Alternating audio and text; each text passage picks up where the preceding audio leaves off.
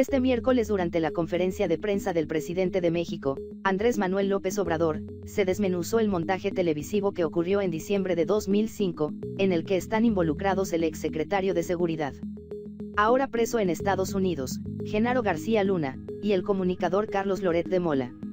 Lo que comenzó como la desarticulación de una banda de secuestradores que se transmitió en televisión nacional, terminó en un montaje que llevó a que Loret de Mola declarara en el seguimiento al caso de Israel Vallarta, preso por secuestro.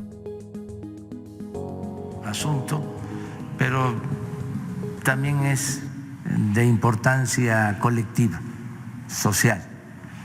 Tiene una dimensión social, cívica, que atañe a todos.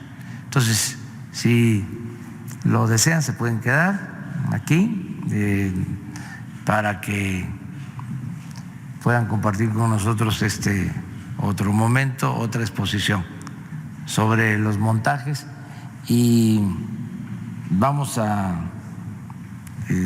darle la palabra a Genaro Villamil.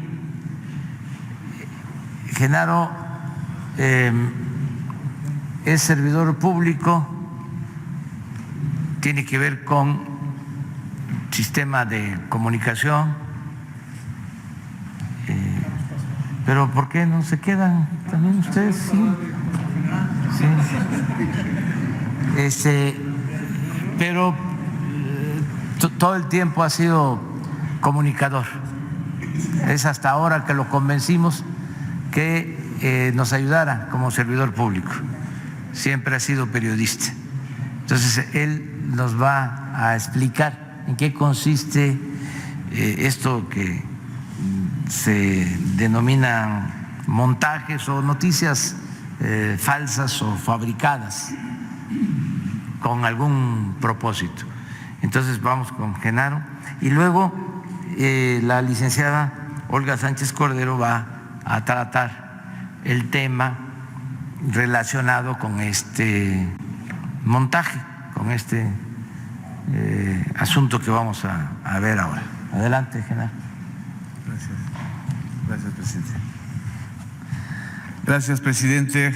Buenos días a todas y a todos, a los colegas reporteros que nos están acompañando aquí en la conferencia matutina, a los que acaban de recibir los reconocimientos del Día Mundial de la Salud, pero sobre todo a quienes nos están viendo a través de la transmisión de la conferencia matutina. Vamos a hablar de un tema que durante años los que somos periodistas o comunicadores sabemos que existe, pero mucha gente no sabe que a veces lo que se observa en la pantalla televisiva, sobre todo de grandes detenciones de delincuentes o de capos del crimen organizado o de presuntas liberaciones de secuestrados, son falsos, son mentiras, son producciones televisivas, son telemontajes.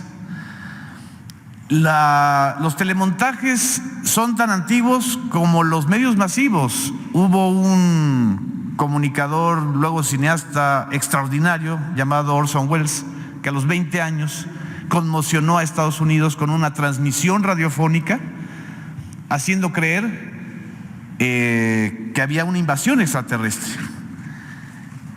Y los norteamericanos lo creyeron. Bueno, los norteamericanos en ese momento creían muchas cosas. Y ahí se dieron cuenta muchos de los dueños de los medios del poder que podía tener un medio masivo en ese entonces, como era la radio, y después la televisión. Esto que fue en términos de creación intelectual y artística, lo que hizo Orson Welles, se convirtió en un negocio con los años, en un negocio de la mentira y del engaño a las audiencias televisivas. Los montajes adquirieron en México, los telemontajes adquirieron en México una dimensión de escándalo durante los finales del gobierno anterior priista, del 97 al 2000, pero se dispararon muchísimo más con en el periodo de Vicente Fox, y ni hablar del periodo de Felipe Calderón, cuando Genaro García Luna, adicto a los telemontajes, productor involuntario o voluntario de muchos montajes, se volvió secretario de Seguridad Pública. Y ni qué decir del sexenio de Enrique Peña Nieto, que prácticamente fue todo un telemontaje. Pero el caso que nos ocupa hoy y del que vamos a ver un video tiene que ver con un delito cometido en vivo, en cadena nacional y con el consentimiento del conductor estelar del noticiero de ese entonces que se llamaba Primero Noticias. Esto que vamos a ver ocurrió el 9 de diciembre de 2005. Unos días antes, unas semanas antes, había sido liberado el director técnico de fútbol Rubén Omar Romano y habían serias dudas de que esa transmisión y de que esa misma liberación y de que ese mismo secuestro hubiera sido original. Muchos sospechan y sospechamos que fue falso. Días antes, en la Cámara de Diputados también se había aprobado una minuta que después, posteriormente, se conoció como la Ley Televisa. Estábamos en diciembre del 2005, en vísperas del proceso electoral tan conflictivo y duro que derivó en un fraude electoral del 2006. Esa mañana del 9 de diciembre de 2005, el conductor estelar de Primero Noticias, Carlos Loret de Mola, a las 6:45 de la mañana, le hizo creer a su audiencia que estaban presenciando y que estábamos viendo un operativo en vivo y en directo en el rancho de las Chinitas, donde iban a atrapar a 2 peligrosos secuestradores y a liberar a una familia de secuestrados. Esos peligrosos secuestradores que formaban parte de el grupo de los Zodiaco. Y en vivo y en cadena nacional se presentó a una ciudadana francesa, Florence Cassés, como secuestradora y se torturó y se presentó y se condenó como si fuera secuestrador a Israel Vallarta, quien todavía sigue detenido y curiosamente al que nunca el señor Carlos Loret de Mola le ha pedido disculpas por haber transmitido en vivo una tortura. Fue la propia Televisa o la propia empresa Televisa la que dio a conocer días después, en febrero, de que eso había sido un montaje. La reportera Yuli García lo dio a conocer, corrieron al reportero que hizo la transmisión, Pablo Reina. Pablo Reina interpuso una queja ante la Comisión Nacional de Derechos Humanos para cuestionar que él no había sido el responsable de ese montaje y que lo habían corrido de manera irregular. Y posteriormente, 2 colaboradores de Loret de Mola dieron a conocer que sí le advirtieron a Carlos Loret de que se estaba violando los derechos humanos de la ciudadana francesa y de Israel Vallarta y de que se estaba cometiendo una grave violación a los derechos de las audiencias al estar engañando en la transmisión. Laura Barranco, colaboradora de Carlos Loret de Mola, ha señalado que en 13 ocasiones le dijo a Loret: para ya. Y también en su libro Cassés, la reconstrucción del montaje de Televisa, el excoordinador de información de Primero Noticias, Juan Manuel Magaña, escribió que algunos oyeron al conductor Carlos Loret de Mola decir en el estudio: esto está bueno, está chingón. ¿Será que se puede regresar? Vamos a ver en este momento un fragmento de esa transmisión que duró 40 minutos y que provocó posteriormente, y la ministra Olga Sánchez Cordero nos va a poder ilustrar sobre este punto, que la primera sala de la Suprema Corte de Justicia ordenara en 2013 la liberación de Florence Cassés por la violación al debido proceso que consistió este telemontaje. En realidad, hay más allá de una violación al debido proceso, hay muchas cosas. Es un engaño abierto y crudo a los mexicanos y desgraciadamente dejó escuela, porque hay muchos que repiten esta escuela. La impunidad que genera el mentir, el fabricar una realidad en la pantalla televisiva o en la radio con fines de rating es muy grave, porque ahora también lo están haciendo en redes sociales, como lo mencionó el presidente de la República en el caso de este señor que finalmente sí recibió una vacuna, pero se armó se editó el fragmento de un video que circuló en redes sociales para hacer creer que hay una vacunación falsa en algunos casos. De esa escuela de las mentiras viene esto. Y creo que este fragmento nos puede ilustrar de realmente lo que ha ocurrido en los últimos años en muchas transmisiones y que esperamos no vuelva a ocurrir en los medios masivos de comunicación ni en las redes sociales, y que cuando ocurra se señale y se sancione por parte de las audiencias a esos periodistas, a esos comunicadores que violan los más elementales códigos de ética al engañar. Gracias. Tienes algo de último minuto, Pablo, cuéntanos, adelante. De último minuto, Carlos, un duro golpe contra la industria del secuestro se está dando en estos momentos, y es que la Agencia Federal de Investigación trabajó durante semanas y esta madrugada lo que está haciendo es liberar a 3 personas secuestradas. Yo me encuentro en la carretera México-Cuernavaca, es la carretera libre. Ellos están, como tú ves, ingresando a lo que es un rancho. Nosotros estamos también aquí, pues, conociendo los datos en estos momentos prácticamente en vivo de lo que está pasando. Lo que te puedo adelantar, Carlos, es que se trata de 3 personas. Hay un menor de edad, una mujer que es su madre. Este pequeño, al parecer, tiene 8 años. Y hay una persona también que no tiene nada que ver con ello. Estamos hablando de un secuestro en paquete, para que me entiendas de cómo es que está sucediendo esto.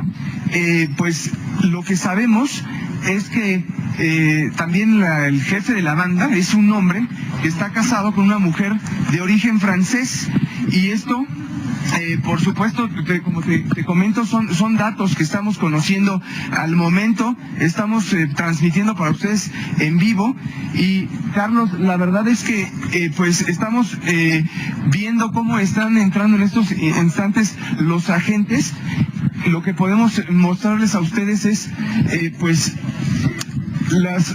son los secuestradores. Estas son las armas con las que ellos secuestraron a sus víctimas. Esta mujer que vemos aquí tapada es una mujer de origen francés. Era también la esposa y quien ayudó a planear el secuestro. ¿Cuál es su nombre? Florence, no tengo nada que ver. No soy su esposa. ¿Qué hacía aquí? Nada. Yo no sabía nada. ¿Quién es usted? ¿Qué hacía aquí? ¿Cómo? ¿Qué hacía usted aquí? ¿Sabe que aquí había 3 personas secuestradas? ¿Están no lo sabía. al lado de usted? No lo sabía. No lo sabía. No lo sabía. ¿Qué hacía usted aquí? ¿Cómo llegó? Era mi novio, me estaba dando chance de quedarme aquí en su casa. A ver, ¿cuál es su nombre? Israel Vallarta. ¿Es verdad esto? Sí, señor. A ver, platíquenos cómo es que urdió usted este secuestro. No, yo no ordí nada, señor. A mí me ofrecieron dinero para prestar mi casa. ¿Quién? Un tipo que se llama Salustio, señor. Nombre completo. Aquí hay 3, yo no sabía que eran las 3 porque están 3. ¿De dónde, señor? ¿Cuántas personas son? Aquí 3 personas. ¿Usted sabía que debía estar aquí 3 personas secuestradas? ¿Usted participó en el secuestro? Sí, a mí me estaban pagando por eso, señor. ¿Cuánto le pagan? Pues mire, de lo que fuera, no sé, no tengo No, negoció. ¿Cuánto había recibido? Lo que me fueran a dar, no sé. Ahora, ¿quiénes son las personas que tienes aquí? No conozco. ¿Hay un menor de edad? Sí. ¿Dónde lo secuestraron? ¿Le duele algo? Sí, señor. Usted me pegó. Perdón. ¿Qué le duele? Nada, señor. ¿Quién le pegó? Nadie, señor. A ver, explíquenos desde cuándo tienen secuestradas a estas personas. No sé exactamente, yo tengo 3 semanas que me los trajeron a mí para darme dinero. ¿Sí? Vamos a hablar sobre este tema de Florence Cassé. Yo le agradezco muchísimo, están aquí en el estudio con nosotros y se lo agradezco. Genaro García Luna, el director general de la Agencia Federal de Investigaciones, Jorge Rosas, titular de la Unidad Especializada en Investigación y Secuestro de la PGR. Les agradezco que estén aquí con nosotros. Sé que han hecho un trabajo en los últimos años que además se les reconoce en la lucha contra los secuestros. Pero pues la pregunta es, por supuesto, si hay una utilización política del momento en que ustedes dan a conocer los resultados de una investigación. No, de ninguna manera. La Procuraduría General de la República y la Agencia Federal de Investigación no responden a ninguna visión política, es una acción técnica contra el delito. A petición del señor fiscal, se ingresa al domicilio, se liberan las víctimas, llegan los medios posterior al hecho y sus colegas de los medios nos piden mostrarles cómo fue la intervención al domicilio. Lo que usted ve en el video es a petición de los periodistas, nos piden cómo fue la entrada al domicilio para poder liberar a la víctima. Y es lo que ellos graban. Pero fue el mismo día. Claro, a ver, claro. Le invito, vamos a ver la investigación que hizo Julie García. Algunos de los rescates más conocidos durante los últimos meses fueron el del exdirector técnico del Cruz Azul, Rubén Omar Romano, y el de 3 víctimas que fueron liberadas en el rancho Las Chinitas en Morelos. ¿Cuál es su nombre? No tengo nada que ver. La acusada y su familia aseguran que el escenario del 9 de diciembre fue prefabricado, ya que dicen Florence Cassé fue en realidad aprendida un día antes. Jueves 8, que la PGR me secuestró en el camino y en el camino en la carretera. Me detuvieron todo el día sin decirme nada, estaba encerrada en una camioneta. Ellos me decían, tú no te preocupes, bien sabemos que tú no tienes nada que ver. Ahora salen muchas mentiras. Se supone que me agarraron el viernes en la mañana en el rancho, es falso. La Procuraduría niega que se haya montado un escenario. Es una falta de respeto para un ciudadano que solo se piense que esto fue prefabricado. La defensa de Florence Cassé asegura que en un documento oficial escrito por policías federales y enviado al Ministerio Público, los agentes relatan que los presuntos secuestradores fueron detenidos en la carretera. Por lo pronto, los 2 acusados continúan bajo arraigo. Muy bien. ¿O no quieres? Nada más concluir que en 2013, justamente por esto que vimos, en realidad eso es un fragmento, fueron 4 enlaces en vivo lo que se realizó aquella mañana de diciembre de 2005.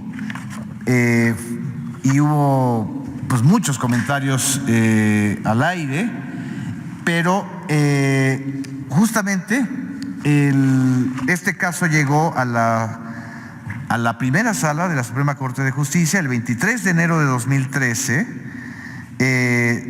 Esta primera sala resolvió con el voto de 3 ministros a favor y 2 en contra la liberación de Florence Cassé, y Carlos Loret de Mola afirmó durante una transmisión en 8 minutos que el 9 de diciembre, cito, nos tocó transmitir la información de la captura de Florence Cassé, que luego supimos, se trató de un montaje.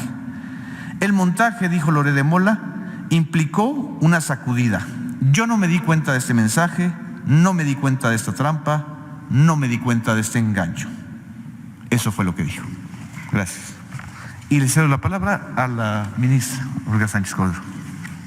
Gracias. Con su permiso, presidente.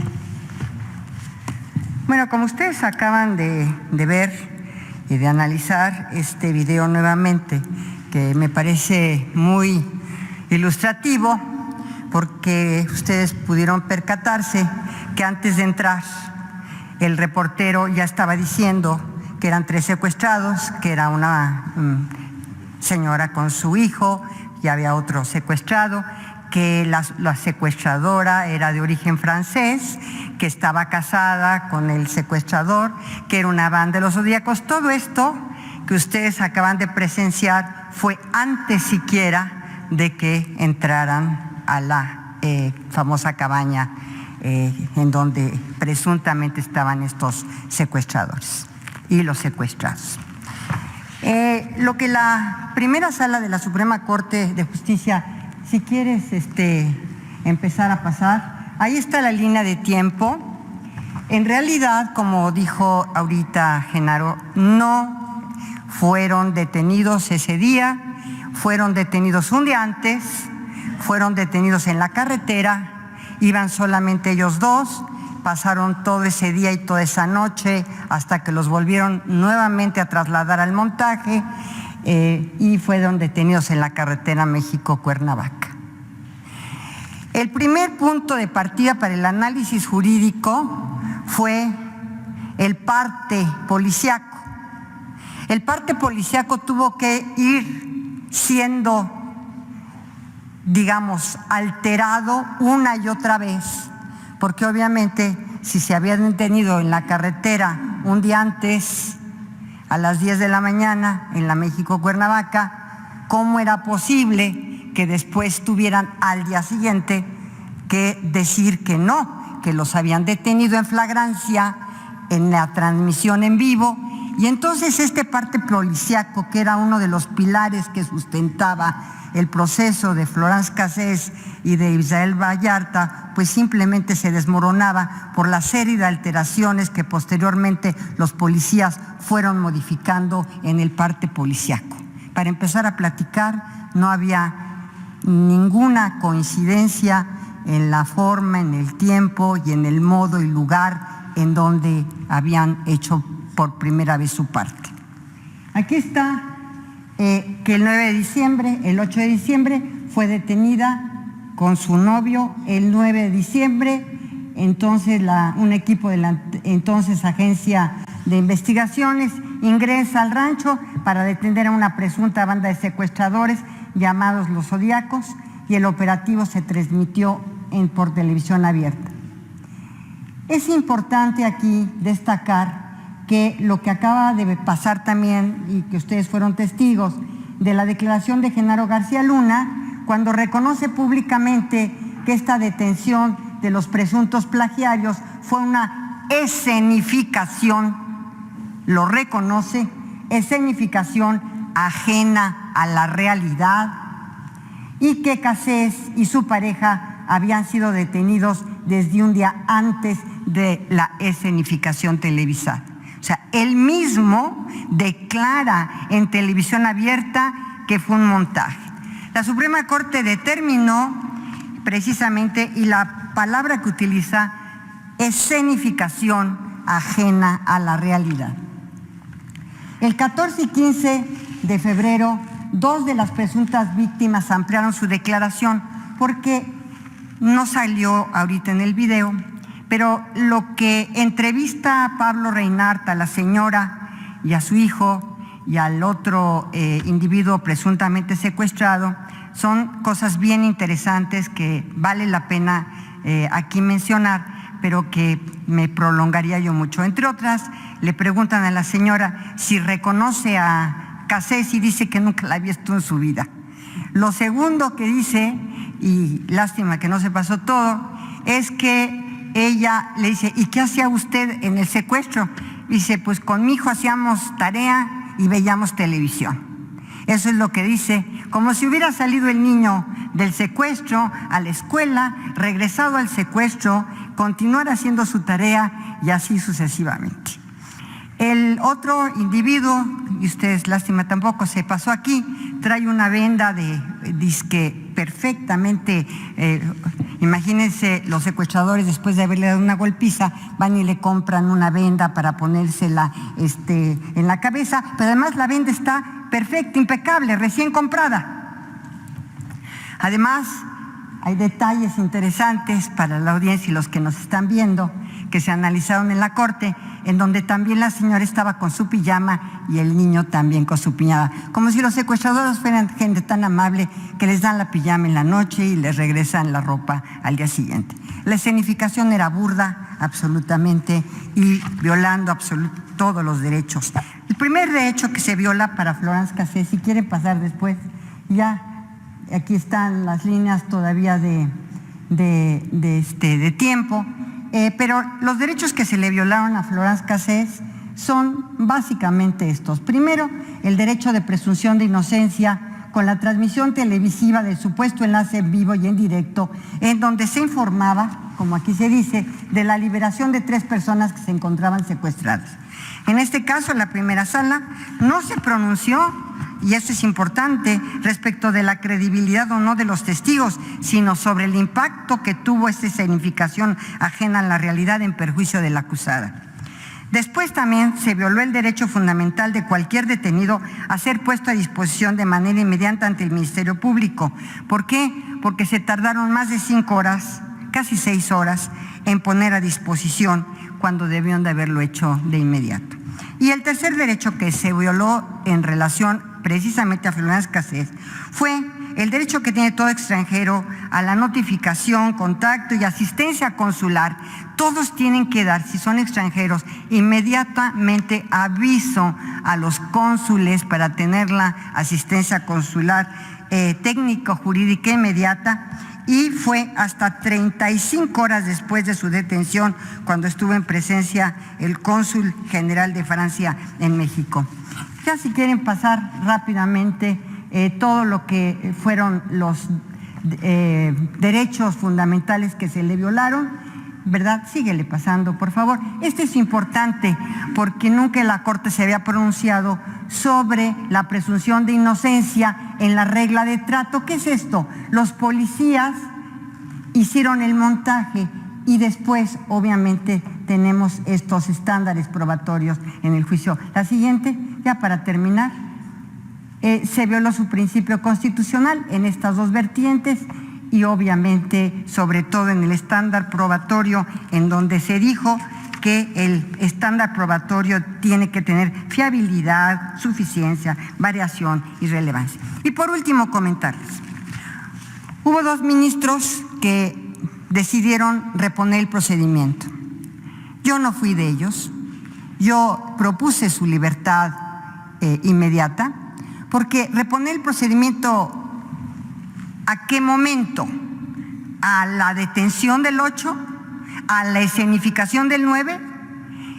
¿En qué momento se puede reponer un procedimiento si todo fue una escenificación ajena a la realidad? Muchas gracias, presidente.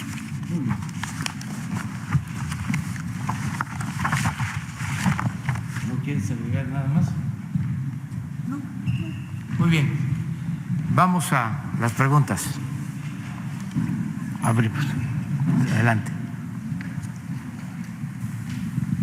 Aquí aclaro que nos faltó,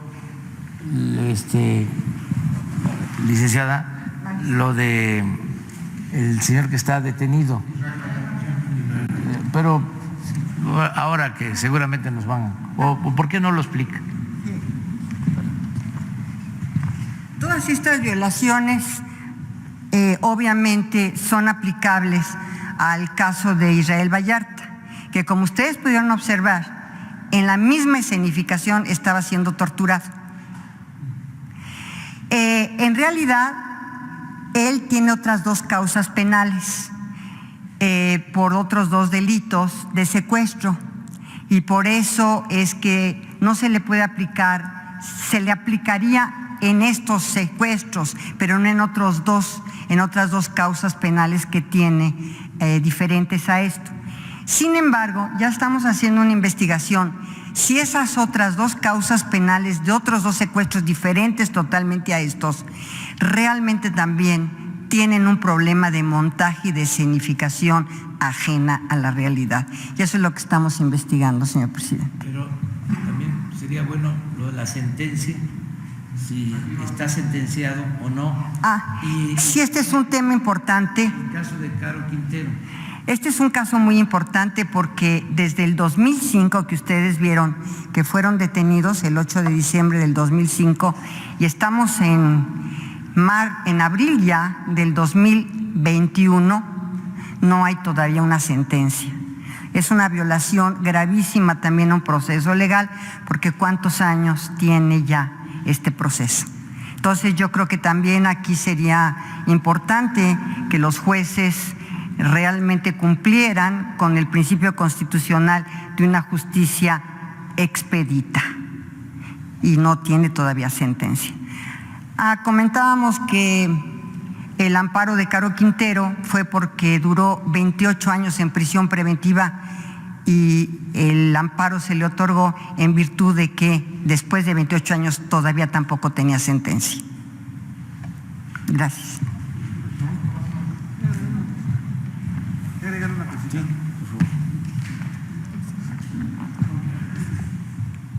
Gracias, señor presidente. Nos concentramos en este caso por evidentemente las consecuencias jurídicas, internacionales, diplomáticas que tuvo, pero los montajes han continuado y yo quiero nada más recordar que a la población, sobre todo, el gran montaje en el que participaron muchísimos medios y muchísimas televisoras y muchísimos incluso sitios digitales, que fue el caso de la niña Frida Sofía durante el sismo de 2017. De una manera deliberada, de una manera casi sádica, mantuvieron a millones de mexicanos a la expectativa de que iba a ser rescatada una niña de 12 años que hablaba, que murmuraba, que tomaba agua bajo los escombros de la escuela Enrique Rebsamen. Esa misma noche, después de muchas horas de transmisión en todas las televisoras, ahí sí todas le entraron, pero especialmente una que tuvo acceso al área restringida de rescate, que fue Televisa.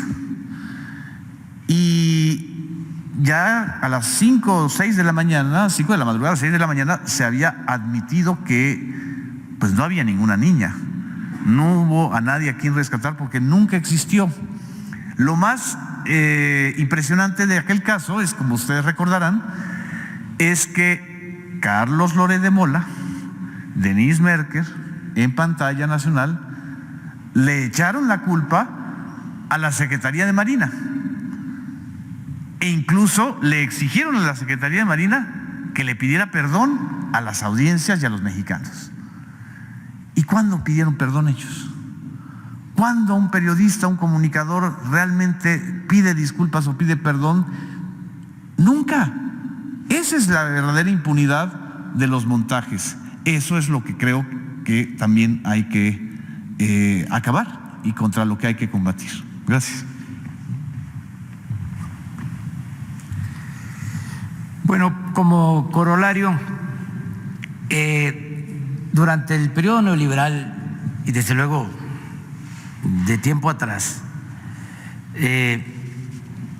se presentaban hechos como estos, como los que acabamos de ver, por la asociación estrecha y hasta delictuosa que existía entre el poder político y los medios de información. Entonces, se dejaba en estado de indefensión al pueblo, se podía manipular con absoluta libertad. Ya se está viviendo un nuevo tiempo, ya son distintas las relaciones que se dan con los medios, de mucho respeto, se garantizan las libertades, no hay censura, no hay represión a los medios, no se persigue a opositores, pero ya no se da esta relación perversa. Esto que vimos, pues es una vinculación estrecha con el poder. Es un medio de comunicación y el señor García Luna, que luego llegó a ser secretario de Seguridad Pública y ahora está acusado y encarcelado en Estados Unidos por vínculos con la delincuencia organizada. El otro caso de la niña Paulette, lo mismo, ¿no? es poder político y medios de comunicación. Nosotros nunca, jamás vamos a llevar a cabo estas prácticas, jamás. Y yo estoy seguro que también los medios están llevando a cabo un proceso de reforma, de cambio, donde prevalezca la ética y el respeto a los ciudadanos, que se garantice una información libre de manipulación y que los medios estén cada vez más cercanos a la gente, al pueblo y más distantes del poder, esté quien esté en el poder. Y cuando hablo del poder, no solo hablo del poder político, sino también del poder económico. Los medios tienen que estar al servicio de los ciudadanos, al servicio del pueblo, no del poder. Entonces, es parte de los cambios. Todo esto ayuda a que los jóvenes vayan conociendo estas realidades, porque también hay la tendencia, hay la idea de que esto debe de olvidarse, y como se dice en la consigna, se dice ni perdón ni olvido.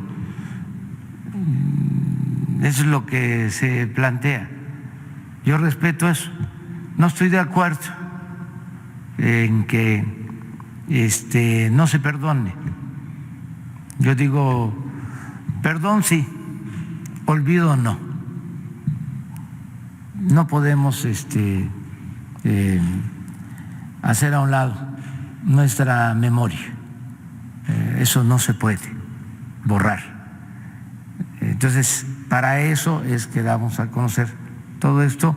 En el caso del señor Vallarta, que está detenido, la Secretaría de Gobernación, que ahora está convertida, entre otras funciones, tiene una función básica que es la de la defensa de los derechos humanos, tiene a su cargo ya este asunto para apoyar. Si se encuentran elementos suficientes para demostrar su inocencia, se va a solicitar que se le deje en libertad. Lo está viendo la Secretaría de Gobernación. También es interesante, porque eso no se sabía antes, como muchas cosas no se conocían. El pueblo no estaba informado, porque fue un periodo de mucha oscuridad, un periodo de silencio, de mucho control sobre los medios de información. También imagínense el caso del señor Caro Quintero, 27 años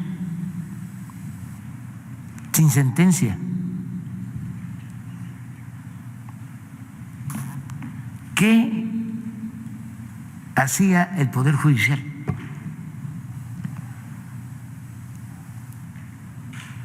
¿Cómo va a estar una persona detenida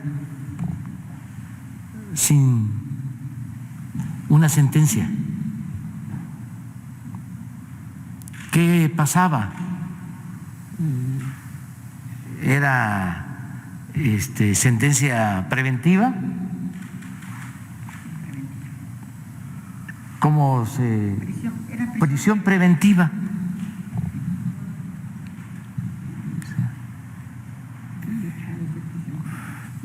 No habían elementos. ¿Por qué no se resolvió? Por eso el amparo y la libertad, y una vez que sale a buscarlo de nuevo, porque viene la exigencia de Estados Unidos de que no se debió liberar, pero legalmente procedió el amparo. Este otro asunto del señor Vallarta, lo mismo, 14 años, ¿no? Desde el 2005. Sin sentencia. ¿Cuántos hay así? 16 años. ¿Cuántos? Entonces, sí se requiere una renovación del Poder Judicial. Esto tiene que ver con jueces, tiene que ver con magistrados, tiene que ver con ministros, tiene que ver con la Suprema Corte de Justicia, y que haya un auténtico Estado de Derecho, porque no había Estado de Derecho. Y todavía falta que haya un auténtico Estado de Derecho. Era un Estado de chueco y a veces de cohecho. Entonces, si no tenemos legalidad, si no hay un auténtico Estado de Derecho, no vamos a salir adelante. Es lo mismo que ese problema, yo diría, principal de México, la corrupción. Es mucho más que una pandemia, es una peste. Eso es lo que ha dado al traste con todo. Si no acabamos con la corrupción, no salimos. No hay renacimiento de México. No olvides suscribirte a Canal Tuitealo y dejar tu like.